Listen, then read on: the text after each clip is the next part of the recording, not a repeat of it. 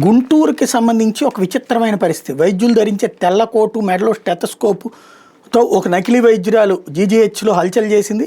Guntur rural మండలం దాసరపాలెనికి చెందినటువంటి దొడ్డా జ్యోతి సోమవారం సాయంత్రం ఆసుపత్రిలోని చిన్నపిల్లల విభాగానికి వైద్యురాలు వేషధారణలో వచ్చింది. అక్కడ చికిత్స పొందుతున్న చిన్నారుల ఆరోగ్యం మీద ఆరా తీస్తూ తల్లిదండ్రులతో మాట్లాడుతుంటే విధుల్లో ఉన్న వైద్య విద్యార్థులు గమనించి విషయాన్ని ఉన్నతాధికారులకు చెప్పారు.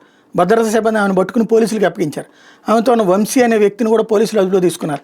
గతంలో జీజీహెచ్లో చిన్నపిల్లల అపహరణ జరిగినందున ఆ దిశగా విచారణ చేయాలని ఆసుపత్రి సూపరింటెండెంట్ పోలీసులు కోరారు.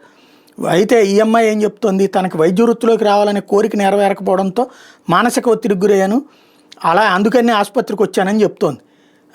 గతంలో ఇదే విధంగా వైద్యురాలు వేషధారణలో ఫోటోలు దిగి సోషల్ మీడియాలో పోస్ట్ చేశానని కూడా చెప్పుకొస్తుంది. అసలు అట్లా వేషాలు వేయడం ఏంది, హాస్పిటల్లోకి వచ్చేయడం ఏంది? మానసిక స్థిమితం లేనటువంటి వాళ్ళని అట్లా హాస్పిటల్కి తీసుకొచ్చేస్తే ఏ పిల్లల్ని ఏదన్నా చేస్తే ఏమైపోతారు?